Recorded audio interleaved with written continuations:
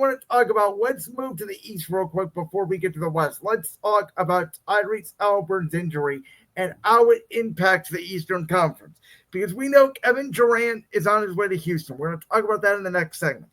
But reportedly, Josh, our Cleveland Cavaliers did inquire about Kevin Durant.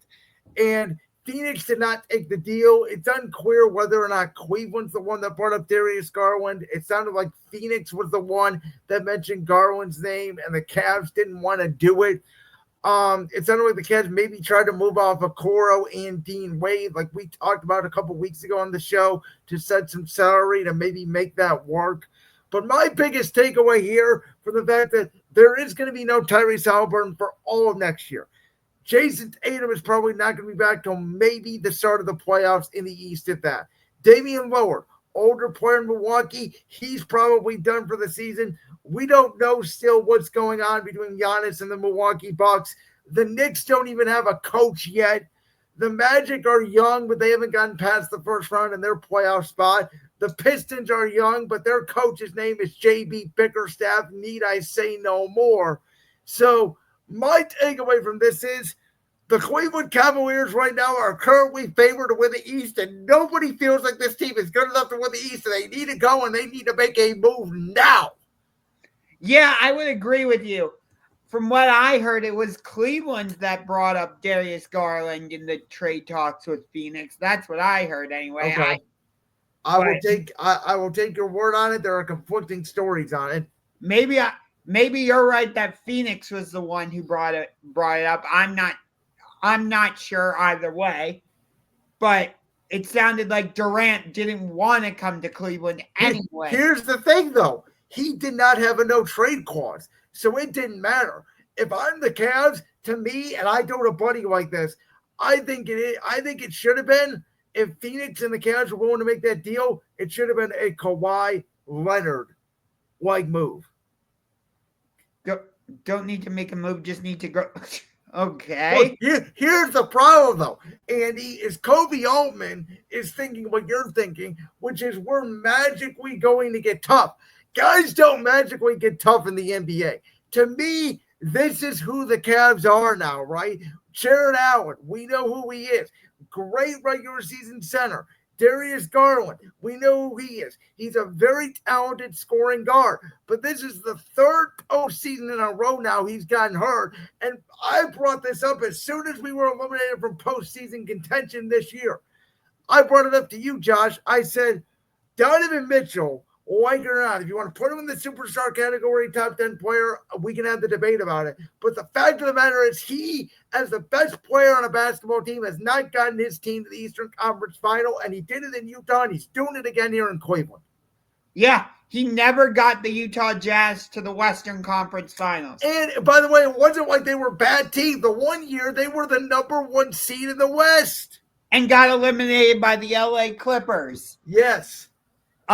Which I believe the Clippers would have faced the Bucks in the NBA Finals that season if Kawhi didn't get injured. Stop me if you heard that one before. Good God. So my takeaway is, so the Knicks to me now, because they didn't go out and get Durant, they're obviously not getting Giannis. Whoever their coach is, whether it's going to be Jason Kidd, whether it's not going to be Jason Kidd, because there's still those rumors out there. It's not going to make that big of a difference because they're going to stay pat. The Pacers are not going to be the same team next year. I already mentioned the fact that the Magic could be very good. The Pistons could be good, but they're very young teams. The Cavs are the team like Oklahoma City was this year. The team that got bounced in the second round. The team that's really good. That was the number one seed that just needed to go through growing pains. Oklahoma City made one key move this offseason. They went out and they got Alex Caruso, a long, lengthy defender, a veteran, a former NBA champion, by the way, with the Lakers in 2020. That's not the only move they made. They signed Isaiah Hartenstein. And they got Harden signed too. So can the Cavs, can they go out?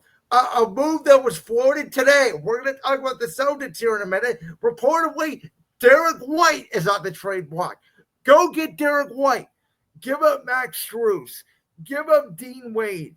Give up Okoro.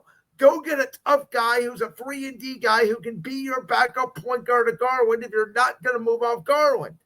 I would do that deal in a heartbeat. Boston's asking price might be higher than that. Listen, though. This was the deal I heard. Whether or not this is going to go down or not, this was reportedly the trade that was offered. It was going to be Derek White to the Los Angeles Lakers for Rory Archimura and Don't Connect. And a 2031 first-round pick. Dang. So reportedly it was Boston the one who was putting out feelers. So if that's the case, it's why I'm saying you can give up Strus and Okoro and go get Derek White. You're probably not going to have to give up that much because the Celtics don't want assets back. They want money back, which is why they traded away Kristaps Porzingis for George Niang of all people. Yes. I do think that this Haliburton injury opens the door for another team to jump up into the top 6. And that's Scotty Barnes and the Toronto Raptors. So you are with Kendrick Perkins on this. I don't know if you've seen the big discourse today online between Bill Simmons and Kendrick Perkins. Yes, I did. I do think Toronto can jump up into that top 6. I think Cleveland will be the number 1 seed. Probably New York in that number 2 spot, if I had to guess. And then 3 through 6, it's going to be some combination of like Detroit, Toronto, maybe Boston, and Orlando. Let me just say this. I'm not predicting this, but I'm saying there is a world this happens. If by the grace of God, which the NBA gods do exist, they're not as harsh or as great as the NFL gods, but they do exist, ladies and gentlemen. If the Philadelphia 76ers somehow stay healthy, they are a top 5 seed in the East, roster-wise. If they stay healthy. Yes, that's what I said. It's a big if. But if Embiid stays healthy, Paul George stays healthy, you obviously have Maxey. Now you're bringing in Enercombe out of Baylor. Like, they are top-heavy. They are built like the old NBA, and it's not a championship team. But that is also a roster that gives the team, like the Cavs, that don't have a ton of size outside of Allen and Mobley, obviously, issues. Yeah, I agree with you. But do I trust that Joel Embiid can stay healthy? No. No, but what I'm saying is, on paper, like, I think they're better than Toronto. On paper, yes. But do I think they can actually get to that potential? No. Hell, I'll tell you a team, I'll tell you what, that I actually think could be better than Toronto, too, that no one's talking about. What about Chicago? No. Dude, really? What do the Bulls have? Kobe White, Vucevic, Josh Giddey, they were coming on at the end of last season. I remember that was one of the teams that we talked about in the play-in tournament that you said you did not want to play because they had the Cavs number. No, they were one of the teams I did want to play. Okay, well, I know we were back and forth in Miami, Atlanta, who, let's face it, I don't know what Atlanta's going to do. Who knows? They could be frisky, I guess. Those were the 2 teams I did not want to play, Miami and Atlanta. Like, I like Chicago. I think Chicago was coming on kind of like the Rockets were. I'm not saying that the Rockets, but remember 2 years ago when Houston almost made the play-in tournament and they didn't because Golden State snuck in? And then obviously last year they were the 2 seed. I'm not saying the Bulls are going to make that big of a jump, but could they make a jump from, what were they, the 9 or the 10 seed to the 5? Yeah, they could. I believe more in Scotty Barnes, Emmanuel Quickley, and the Toronto Raptors. Oh, I think White, Giddey, and Vucevic is way better than what Toronto has. But in terms of the Pacers, I think this puts up – they still have Siakam. They still have Nembhard. They still have Nesmith. They could still hang around in that top 6. Oh, no one's saying that. I think they're going to be a 5 or 6 seed. They're just not a championship contender. No. if I had to make a top 6 right now, it would be Cleveland, New York, Orlando as the 3 seed. I'd probably put Boston as the 4 seed, Indy as the 5 seed, and either Detroit or Toronto as the 6 seed. That's fair. It's time to talk, though, about the big move that was made over the weekend during Game 7 of the NBA Finals. Before that, which I'm here to say should be banned by the NBA. It was just absolutely wrong. It took everything away from the game because all they talked about during the pre-show of Game 7 of the NBA Finals was Kevin Durant. Good job, NBA. But this does, Josh, in my opinion, I am going to lay my stamp right here, right now on the line. The question on the screen is, does Kevin Durant make the Rockets title contenders? Not only do I think the answer to this is yes, but I am here to say right here, right now, I have till October to change my prediction. But I am hereby declaring that I believe the team that will make it out of the Western Conference next year will be the Houston Rockets. Interesting. I don't love that they gave up Dylan Brooks in this. Oh, I love it. I love the fact that they give up Dylan Brooks. Because Dylan Brooks is not a winning player. He's a punk. Yes, he's a defensive guy, but he can't shoot, and he's just a punk, and he's a bad locker room guy. And the fact they only gave up Jalen Green then outside of Dylan Brooks, who, I'm sorry, did not fit with that young core, and Ahmed Thompson, who I think by this time next year, we could be having a Tyrese Haliburton-esque conversation about Ahmed Thompson, about is he the number one guy undisputably on the Houston Rockets. You have Sengun, who is only going to grow his offensive game, and at 7'5" is an incredible defensive force. And what did we say about Kevin Durant? He wasn't the issue in Brooklyn. He had to deal with James Harden and Ben Simmons and Kyrie Irving's nonsense. He wasn't the issue in Phoenix. The team never fit together. All he has to do here in Houston is catch the basketball and go get 28 points a game, which is exactly what they're missing. No, Andy, Kevin Durant is not washed. Go look at his numbers. He's still putting up the same numbers he put up 5 years ago in Golden State. Fred, Amen, KD, Jabari Smith, Like, that is a starting 5 that can win the Western Conference. Yes, it is. That could be a championship team, honestly. Starting 5. It depends. I think the main part of this too is that Fred VanVleet signed an extension to stay with Houston. Yes, and by the way, they have Easton off the bench. They have Steven Adams, NBA champion, off the bench. So they have guys. They have length. Like Durant was there to go get buckets. He's not going to be the leader. Ahmed Thompson's going to be the leader. Ime Udoka is going to be the leader. Durant didn't have a real coach in Phoenix. He didn't have a real coach in Brooklyn. He's finally going to get a coach that's going to tell him, hey, KD, all we need you to do is go get baskets. But here's the thing. KD wanted to go to either Houston, San Antonio, or Miami. Those were his 3 preferred destinations. And he's going to one of them in the Houston Rockets. Can you get this Rockets team to a better place than when before you got there? And by the way, they were the 2 seed last year, and it's not like it was a fluke that they have an older roster and all that. They're young, and they are, again, essentially replacing Jalen Green, who outside of Game 2 against Golden State in that series was abysmal, with a guy who will literally on his worst night give you 22 points. So you're talking about him and how he doesn't have to be a leader, but you also mentioned the fact that Houston has a really young core. They do, but they do have leaders on that team, mainly the coach, Ime Udoka, who, even though he flamed out in Boston, the players said nothing bad about him in Boston. There's been nothing but great things said about him here in Houston. And I think Ahmed Thompson is going to become that guy because he's shown it later this season. Excuse me. I understand what you're saying. And for the most part, I don't disagree with you.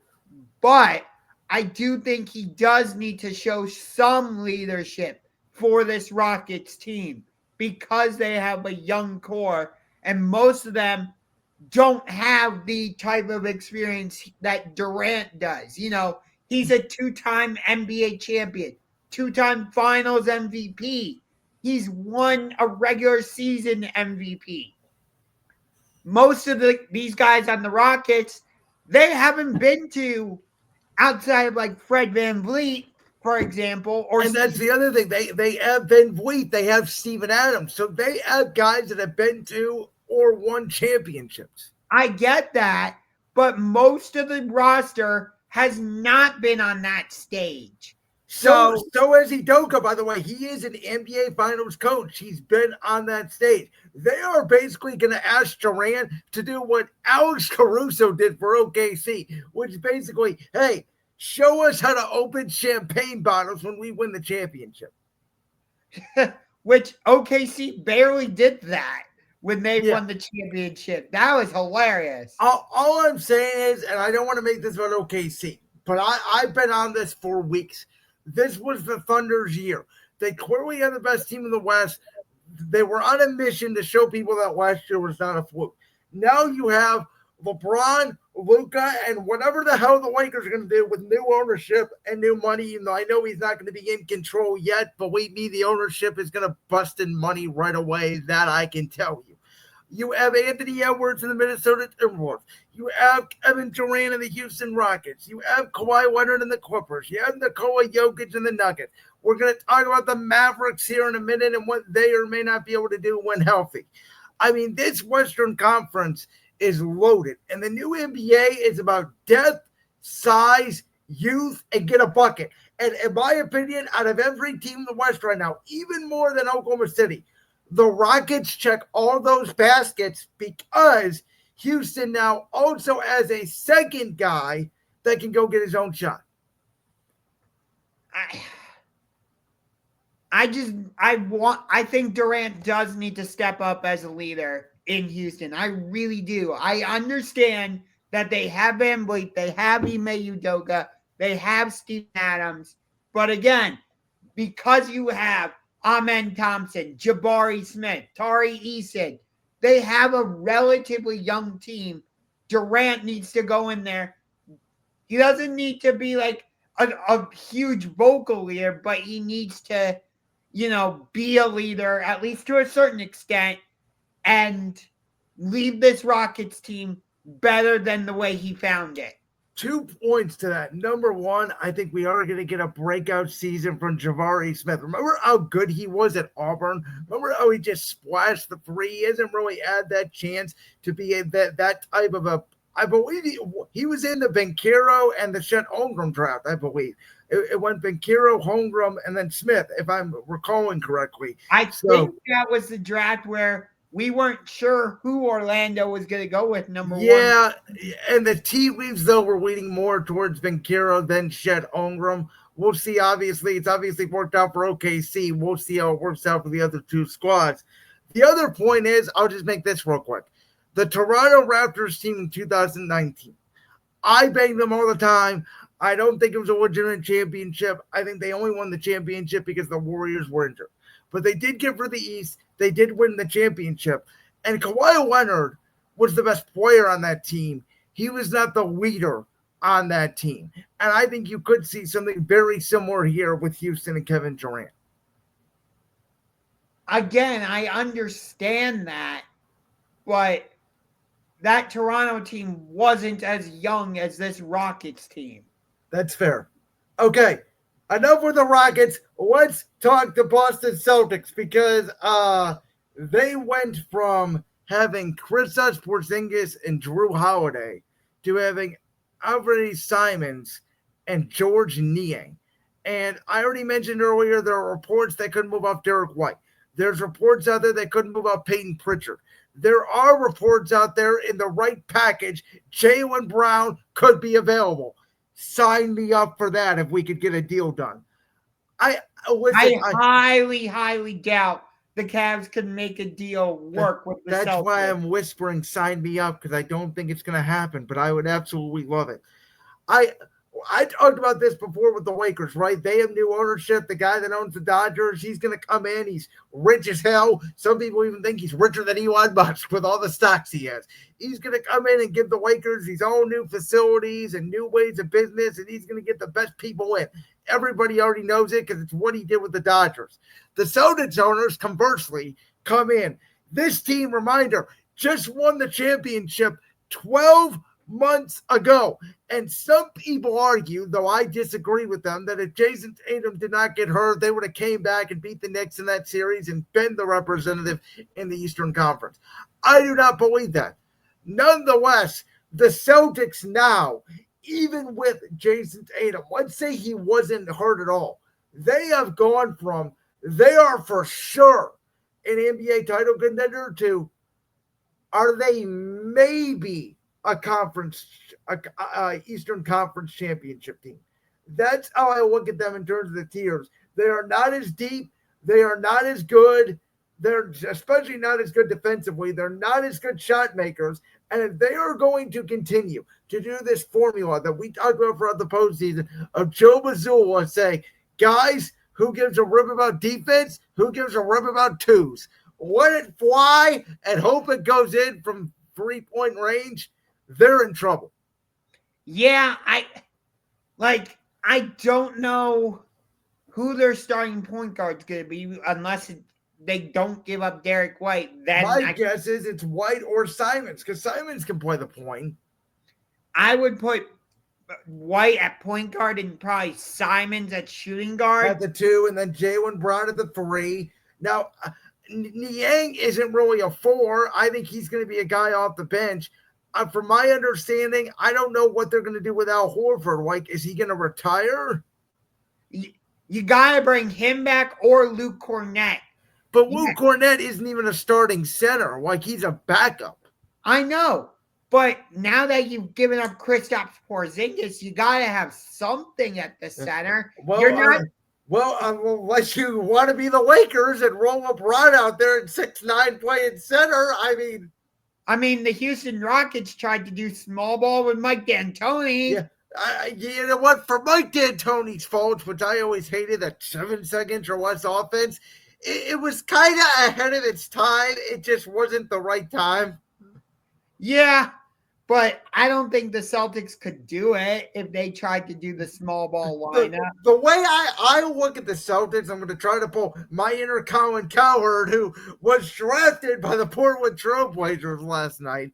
The Celtics, they're kind of like a college kid who has switched majors, have left school, and now they really don't know what to do, so they're going to take a gap year from college.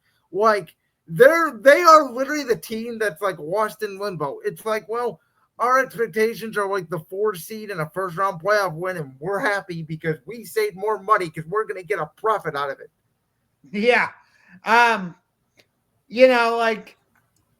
We were battling with them for the top seed in the East most of the season. Gosh, all February and all March, all we said on this show, and it makes us look so bad for it. But by the way, we weren't the only ones saying it, that it would be a catastrophe if the Celtics and the Cavs did not meet in the Eastern Conference Finals. And guess what happened? We didn't get it, and it was a tragedy. Thanks, Indiana. Thanks, New York. Really appreciate it. I mean, everybody in March literally said, oh, yeah, it's going to be the Cavs Celtics in the Eastern Conference Finals. Look how things have changed now in the last 3 months. Now, all of a sudden, the Cavs, nobody knows how tough they are, and Boston has shredded so much salary. It's weird. Like, you would think. And when the Celtics were sold, I kind of thought it was a non-story. I know you thought it was a bigger story than what it was. I was like, $6 billion. Like, you want to invest in the team, don't you? You want to get the team better, not worse. Yeah. And then the Lakers go ahead and get sold for $10 million. Yeah. And as I said, everybody expects that ownership to spend more money. Yeah. The Lakers got sold for $10 billion, not $10 million. Just for clarification purposes. But the Celtics are like that that middle child where you're not sure what they're going to be. Whereas, like, you look at your older child and you're like, okay, I know what you're going to be. And you look at the youngest child and you're like, okay, I see a lot of potential in you. And then you look at that middle child and you're like, what? Yeah, I mean, it's sort of like you have a high profile job and you do really great at your job, and then all of a sudden you get fired. And you're working with the same skill set, but and, and you're trying to figure out whether to go to a new job or whether to become independent, right? Where it's like they don't know what they want to do. I could very well see them saying, Jaylen Brown makes $60 million. We're not paying that. We're trading Jaylen Brown. I don't think it's out of the realm of possibilities. Let's see. Dean Wade, Max Strus, Isaac Okoro, a first round pick, second round pick. You know what? You know what team I would call? Now, I would not do this if I was this team. I want to be very clear because I'm looking for a bigger fish that resides in Milwaukee, and I want to keep my assets because I do think whether it's this year or next year, he will become available. But I would call the San Antonio Spurs. And I would say Stefan Castle. Yeah. If I'm the Celtics, I'm calling the San Antonio Spurs. I know the Celtics have played this team multiple times in the Eastern Conference Finals, and they had a great rivalry actually. But if I'm the Miami Heat, I'm calling the Celtics about Jaylen Brown. Well, if you're the Celtics, they probably want back like Tyler Hero, and it sounds like Miami wants to pair Hero and Adebayo with somebody. I think they're crazy, but they're like, we have Eric Spoelstra, we have a good coach, so we'll figure it out. Yeah, I don't know. I think it was Miami that said no to the deal with Phoenix for Kevin Durant, from what I heard, which made no sense, but whatever. You know, like I think, you know what though, if you're Boston, right? I said this dating back to when Jason Tatum first got hurt. This season, let's play the fact that they will keep Jaylen Brown. If they keep the roster the similar to the way it is right now, this season will determine whether I've been right that Jaylen Brown is as good as Jason Tatum, or it will signal that you may be more right that Jason Tatum is more valuable than I think. Why are you still pushing the narrative that one has to be better than the other? We've seen that. We saw how well they've played together. 5 Eastern Conference Finals, 2 NBA Finals, 1 championship. Because of the history of the NBA, like even Magic and Kareem, at the time it was understood Kareem was better. LeBron and Wade, it was understood LeBron was better. Shaq and Kobe, it was understood Shaq was better. Even when you have, I'm going the level of 2 Hall of Famers on the same roster. It's understood there's a Batman and there's a Robin. We've never seen, even Oklahoma City, it's understood SGA is better than Jalen Williams. We have never seen where it's 2 guys that are on equal level together. Even LeBron and Kyrie, it was understood LeBron's the best player. Yeah, I get that, but like I thought we had gotten rid of this narrative that we're going to continue comparing the two. Well, no, all I'm saying is we don't need to compare it anymore because this season's going to decide it. I'm so tired of that narrative. Just let it be. They're the two. Boston would not be as good if they didn't have one or the other.